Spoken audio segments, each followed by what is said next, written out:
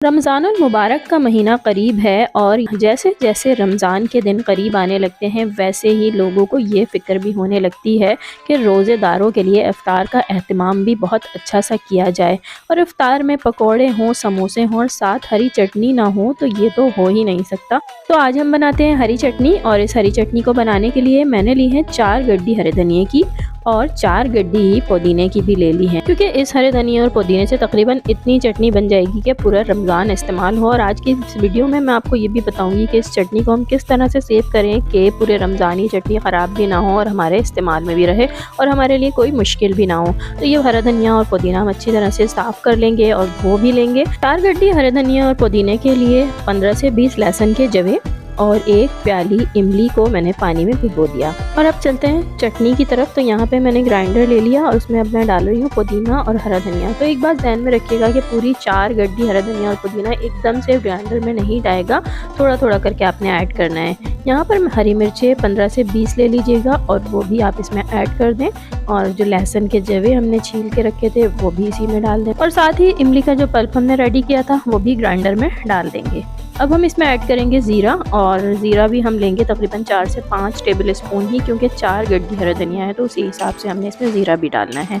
अब नमक डाल देंगे और नमक मैंने इसमें 2 टेबल स्पून भर के डाला है और साथ ही 1 टेबल स्पून कुटी मिर्च भी हमने इसमें ऐड कर दी है, क्योंकि इसमें हरी मिर्चें मौजूद हैं इसलिए कुटी मिर्च की मकदार हमने कम ही रखी है। और थोड़ा सा पानी ऐड करके ग्राइंडर को चला देंगे और साथ ही जो हरा धनिया और पुदीना भी हमारे पास बचा हुआ है थोड़ा थोड़ा करके हम वो भी ग्राइंडर में शामिल करते जाएंगे और पानी भी साथ साथ ऐड करते जाइएगा ताकि चटनी अच्छी सी हमारी तैयार हो सके। यहाँ पे एक बात का ख्याल रखिएगा कि चटनी बहुत ज़्यादा पतली ना हो, इसीलिए थोड़ा थोड़ा करके पानी ऐड कीजिएगा ताकि ग्राइंडर में मौजूद तमाम चीज़ें बहुत अच्छे तरीके से मिक्स हो सकें।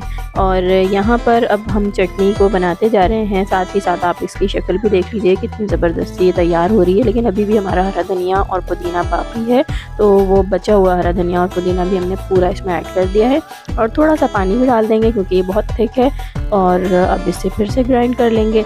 तो बस यही आपने तरीका अपनाना है, थोड़ा थोड़ा करके हरा धनिया और पुदीना डालते जाइए और लास्ट में आपने बिल्कुल नमक ज़रूर चेक करना है ताकि अगर कुछ कमी बेशी हो तो वो आप पूरी कर लें। और यहाँ पर चटनी हमारी बहुत ही अच्छी से तैयार हो चुकी है। इसकी थिकनेस आप देख सकते हैं बहुत ही ज़बरदस्त है और इसकी थिकनेस इतनी ही होनी चाहिए।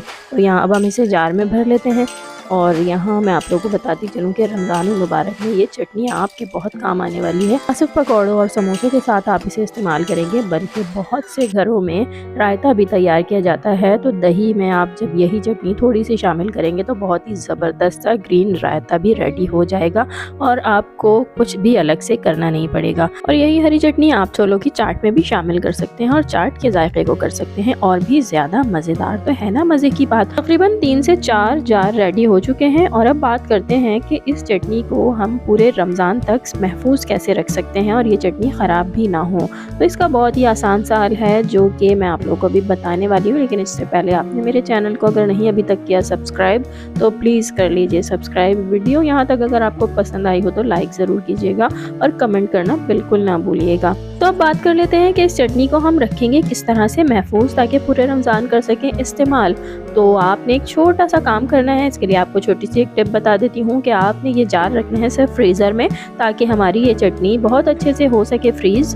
और जब भी आपने इसे इस्तेमाल करना हो तकरीबन 1 घंटे पहले आप इसे फ्रिज से बाहर रख दीजिए ताकि ये आपके इस्तेमाल के काबिल हो सके। बस ये चटनी आपकी रहेगी बिल्कुल ठीक और बिल्कुल ज़बरदस्त जायकेदार। तो है ना ज़बरदस्त सी बात। इसी के साथ मुझे दीजिए इजाज़त। अपनी बहुत सारी दुआओं में रखिएगा याद, अपना बहुत सारा ख्याल रखिएगा। अल्लाह हाफ़िज़।